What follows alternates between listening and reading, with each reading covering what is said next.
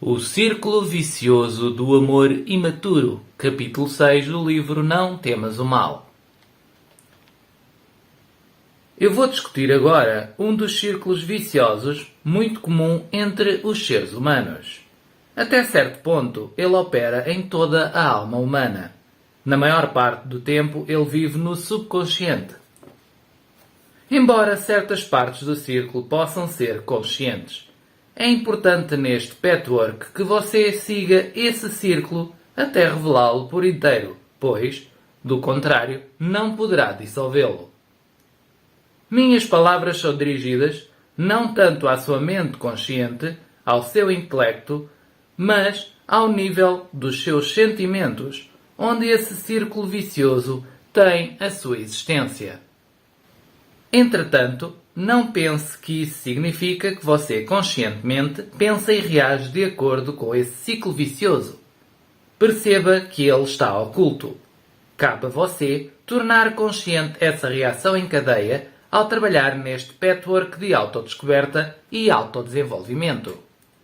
Tornar-se consciente dessas correntes vai proporcionar-lhe liberdade e vitória. Tudo no inconsciente é primitivo, ignorante e, com frequência, ilógico, embora siga uma certa lógica limitada que lhe é própria. O círculo vicioso começa na infância, onde todas as imagens são formadas. A criança é indefesa, ela precisa de cuidados, ela não pode suster-se sobre as próprias pernas, ela não pode tomar decisões maduras. Ela não pode ser livre de motivações fracas e egoístas. Por consequência, a criança é incapaz de sentir um amor altruísta. O adulto maduro desenvolve-se em direção a esse amor desde que a personalidade amadureça harmoniosamente e contanto que nenhuma das reações infantis permaneça oculta no inconsciente. Se isso acontece, apenas uma parte da personalidade vai crescer, enquanto outra parte, por sinal muito importante, continuará imatura. Existem muito poucos adultos tão maduros emocional quanto intelectualmente. Olá, eu sou o Luís Filipe e, como vocês já sabem, este é o Estrada que Segue. Estou a ler excertos do capítulo 6 do livro Não Temas o Mal. Este capítulo, aliás, como todos basicamente daqui para a frente, está dividido em subcapítulos. Vou ler alguns excertos desses subcapítulos até ao final deste vídeo. Espero que gostem, deixem desde já o vosso like e subscrevam o canal se ainda não o fizeram. Vamos lá então. A criança quer amor exclusivo. A criança, em sua ignorância, anseia por um amor exclusivo que não é humanamente possível. O amor que ela quer é egoísta. Ela não quer dividir amor com os outros, com irmãos ou irmãs, ou mesmo com um dos pais. A criança, com frequência, tem ciúmes de ambos os pais. Contudo, se os pais não se amam, a criança sofre ainda mais. Assim, o primeiro conflito surge dos dois desejos opostos. Por um lado, a criança deseja amor de ambos os pais exclusivamente. Por outro lado, ela sofre se os pais não se amam. Todavia, a criança sente-se rejeitada e excluída se o pai ou a mãe também amam outros. Em resumo, os anseios da criança jamais podem ser satisfeitos. Ademais, sempre que esta é impedida de ter as coisas à sua maneira, ela toma esse facto como uma prova adicional de que não é amada suficientemente. Essa frustração faz com que a criança sinta-se rejeitada, o que, por sua vez, causa ódio, ressentimento, hostilidade e agressão. Essa é a segunda parte do ciclo vicioso. A necessidade de amor que não pode ser satisfeita gera ódio e hostilidade em relação às mesmas pessoas, a quem mais se ama. O facto de existir ódio pela própria pessoa que se ama muito cria um importante conflito na psique humana. É óbvio que a criança sente-se envergonhada dessas emoções negativas e, portanto, coloca esse conflito no inconsciente, onde ele se torna como uma infecção. O ódio causa culpa porque a criança é ensinada desde cedo que é mau, errado e pecaminoso odiar particularmente os próprios pais, a quem se deve amar e honrar. É essa culpa, vivendo sempre no inconsciente, que, na personalidade adulta, causa toda a sorte de conflitos internos e externos. Além dos mais, as pessoas não têm consciência das raízes desses conflitos até que decidam descobrir o que está oculto no seu subconsciente. Medo do castigo. Medo da felicidade. Essa culpa tem uma outra e também inevitável reação. Ao sentir-se culpado, o inconsciente da criança diz: eu mereço ser castigado. Assim, um medo do castigo surge na alma, o qual, novamente, é quase sempre totalmente inconsciente. Não obstante, as manifestações podem ser encontradas em vários sintomas, os quais, se acompanhados até ao fim, conduzirão às reações em cadeia que descreverei a seguir. A culpa por odiar aqueles que mais ama convence a criança que não é merecedora de nada que seja bom, alegre ou prazeroso. A criança sente que se ela tivesse que ser feliz algum dia, o castigo, que parece inevitável, seria ainda maior. Portanto, a criança evita inconscientemente a felicidade, pensando dessa forma dar uma compensação e assim evitar uma punição ainda maior. Essa fuga da felicidade cria situações e padrões que sempre parecem destruir tudo o que é mais ardentemente desejado na vida. Assim, um outro conflito passa a existir. Por um lado, a personalidade anela por felicidade e satisfação. Por outro, um medo da felicidade impede a satisfação. Embora o desejo de felicidade jamais possa ser erradicado, ainda assim, devido a esse sentimento de culpa profundamente oculto, quanto mais se deseja a felicidade, mais culpado se sente. Ora, o medo de ser punido e o medo de não merecer a felicidade cria uma outra reação ainda mais complicada. A mente inconsciente pensa: eu tenho medo de ser punido pelas outras pessoas, embora saiba que o mereça. É muito pior ser punido pelos outros, porque então estarei realmente à mercê deles, sejam pessoas, seja o destino, Deus ou a própria vida. Mas, talvez, se eu mesmo me punisse, poderia ao menos evitar a humilhação, a exposição, a degradação de ser punido por forças externas a mim mesmo. Os conflitos básicos do amor e ódio, de culpa e do medo do castigo existem em toda a personalidade humana. O desejo compulsivo de autopunição, devido a conclusões errôneas e ignorantes, existe em algum grau em todo o ser humano.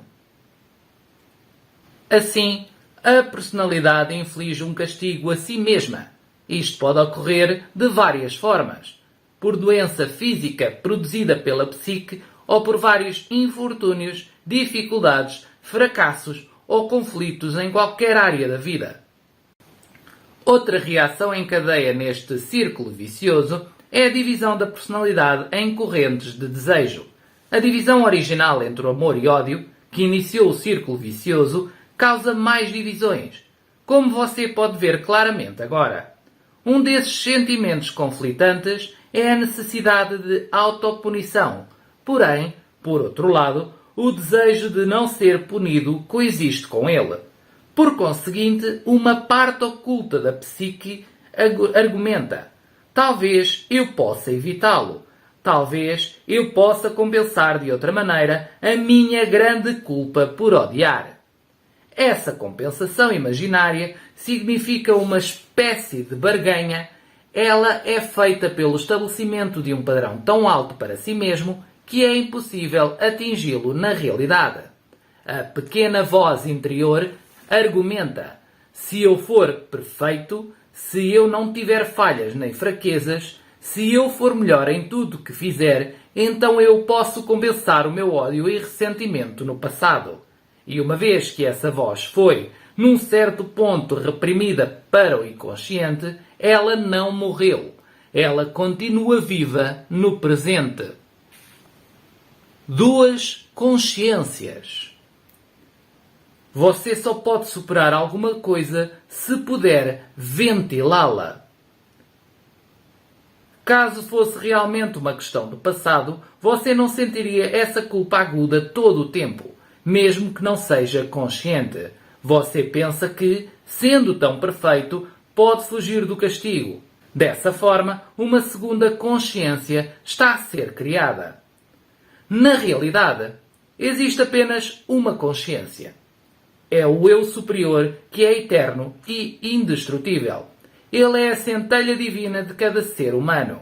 Não confunda essa consciência com a segunda consciência, que foi artificialmente criada pela compulsão de compensar um suposto pecado ou mesmo uma falha verdadeira.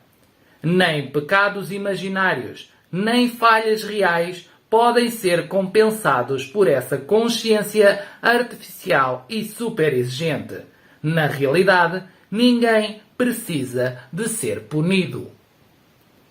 Como todos vocês já sabem, o modo de eliminar falhas verdadeiras é muito diferente e muito mais construtivo. Se e quando você finalmente diferenciar estes dois tipos de consciência, terá dado um grande passo em frente. O que acontece quando você não pode atingir essas metas? Inevitavelmente, o resultado será um sentimento de inadequação e inferioridade. Uma vez que você não sabe que os padrões da sua consciência compulsiva são irracionais, irreais e impossíveis de realizar, e uma vez que você acredita, atrás da sua muralha de separação, que os outros podem ter sucesso enquanto você não pode. Você se sente completamente isolado e envergonhado com o seu segredo carregado de culpa de não apenas odiar, mas de também ser incapaz de ser bom e puro. Sem os seus padrões artificialmente elevados, você não sentiria a necessidade de ser melhor que, ou pelo menos tão bom quanto, os outros em todos os campos da sua vida. Perpetuação da inadequação e da inferioridade. Essa inadequação e inferioridade servem para fechar ainda mais esse círculo vicioso. Novamente, a sua vozinha interior argumenta: eu fracassei. Sei que sou inferior, mas, talvez, se eu pudesse pelo menos receber uma grande quantidade de amor, de respeito e de admiração dos outros, isso traria a mesma satisfação pela qual eu originalmente ansiava e que me foi negada no passado, colocando-me assim, forçosamente, na posição de odiar e de criar todo esse círculo vicioso. A admiração e o respeito dos outros seriam também a prova de que eu estava justificado, pois é possível receber o que os meus pais me negaram. Isso vai mostrar também que eu não sou tão inútil quanto suspeito quando falho em corresponder aos padrões da minha consciência compulsiva. Portanto, o círculo fecha onde começa e a necessidade de ser amado torna-se muito mais compulsiva do que era inicialmente. Todos os diversos pontos das reações em cadeia tornam a necessidade muito mais forte. Além disso, sempre existe uma suspeita de que o ódio era injustificado, o que é verdade, mas em sentido diferente. Só quando você deseja o amor de uma maneira saudável e madura e apenas quando você está disposto a amar na mesma medida em que deseja ser amado, é que o amor virá. Em razão desse desequilíbrio básico, esse esquema jamais poderá funcionar, pois a lei divina é sempre justa e equilibrada. Você nunca recebe mais do que investe. Quando você investe livremente, pode ser que não receba amor de volta imediatamente da mesma fonte em que você o investiu. Porém, em algum momento, ele deverá fluir de volta para você. Desta vez, em um círculo benigno. A dissolução do círculo. O seu trabalho neste patchwork é descobrir esse círculo dentro de você mesmo, vivenciá-lo, particularmente quanto, aonde e a como e em relação a quem vive no seu interior. Tudo isso tem de se tornar uma experiência pessoal antes que você possa realmente dissolvê-lo. se você deixar que esse círculo seja apenas um conceito intelectual, sem revivê-lo emocionalmente, o seu conhecimento não irá ajudá-lo. Uma vez que você descubra esse círculo no seu trabalho pessoal, será possível rompê-lo, mas só depois de perceber onde se encontram as premissas erradas. Quando você enfrenta essas emoções, a sua ignorância, o seu egoísmo e a sua imaturidade, sem ficar envergonhado e aplica o seu conhecimento consciente a elas, controlando-se sempre que resvalar para os velhos e maus hábitos emocionais, o seu subconsciente começará a revelar gradualmente mais e mais conclusões errôneas. Cada ato de reconhecimento o ajudará a romper o seu círculo vicioso. Assim, você se tornará livre e independente.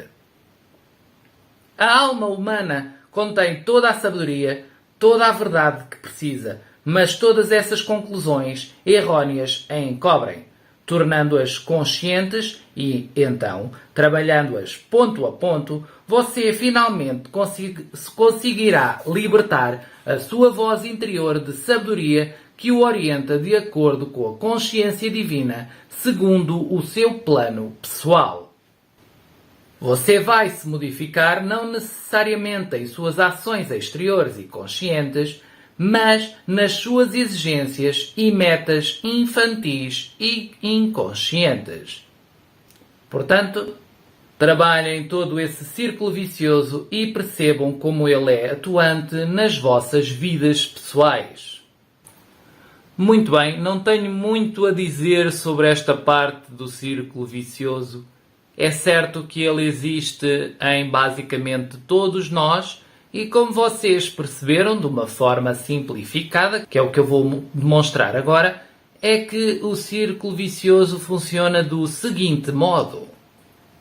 Necessidade de ser amado, que leva à frustração, ódio ou ressentimento, que por sua vez leva à vergonha e à culpa, alcançando depois o castigo e o medo da felicidade, que leva à punição ou autopunição, que nos leva à inferioridade, voltando novamente à necessidade de ser amado. Este é um ciclo infindável que se torna cada vez mais profundo, mais compulsivo conforme o tempo passa. Acaba por ser uma prisão, por assim dizer, para cada um de nós. E acho que merece uma grande atenção, pois continuar nesta prisão não é saudável para ninguém. Estar preso à necessidade de ter sido amado pelos nossos pais, que nós possamos ter, mesmo que erradamente, concebido que nunca aconteceu, embora os nossos pais nos possam ter dado amor, mas para a nossa criança interior nunca foi suficiente, e isso erradamente pode ter criado uma estrutura que se continua a perpetuar ao longo do tempo e que deve ser corrigida e destruída, porque senão continuaremos assim nesta consciência compulsiva do eu preciso de amor, eu não me sinto bem comigo mesmo, eu quero amor, o melhor amor que nós podemos ter é o nosso amor próprio. Isso é indiscutível. Durante muitos anos, por causa do bullying que sofri, eu nem sequer tinha amor próprio. Eu odiava ver-me ao espelho, o que de natural tem muito pouco, como vocês devem compreender. Portanto, eu tenho vindo a aprender que o amor próprio é aquilo que mais interessa, acima de tudo. O amor que os outros têm por nós é muito relativo. Se um pai ou uma mãe não nos amou convenientemente, ou nós imaginamos que não nos amou convenientemente, o problema é deles. Nós temos que tentar ultrapassar essa barreira, ser seres humanos melhores, para conseguir despertar a nossa consciência e, a partir daí, evoluir de alguma forma. Porque senão estaremos aqui 50 ou 60 anos ou 90, o tempo que nós estivermos aqui nesta Terra, a bater com a cabeça nas paredes, que somos uns infelizes e não chegamos a lado nenhum. Adianta de alguma coisa? fazer isso? Olha, eu pessoalmente penso que não, daí eu estar a querer mudar. Ainda estou longe do objetivo que desejo. Ainda estou em aprendizado também. Mas trazer esta mensagem para vocês ajuda-me a mim também. A leitura deste capítulo ajudou-me imenso a perceber algumas falhas que eu pessoalmente ainda tenho. Portanto, espero que vos tenha ajudado também. Deixem o vosso like, subscrevam o canal, é super importante. Como podemos conversar nos comentários, terei todo o prazer em fazê-lo. E quarta-feira temos mais um capítulo, o capítulo 7, que é uma continuação basicamente deste capítulo. Aliás, o livro está todo intercalado, está construído de forma a que esteja todo interrelacionado entre si e vocês vão perceber isso conforme o tempo passa. Sei que alguns capítulos, se calhar, até vão ter de ser divididos em mais do que um vídeo. Pronto, 20 minutos no máximo acho que é um tempo razoável para um vídeo. Mais do que isso pode se tornar cansativo para mim, que estou a gravar, e para vocês que me estão aqui a ouvir. Espero que tenham gostado, deixem o vosso like, subscrevam o canal, comentem e fiquem bem. Acima de tudo, lembrem-se mais uma vez, vocês podem ser o vosso próprio guia.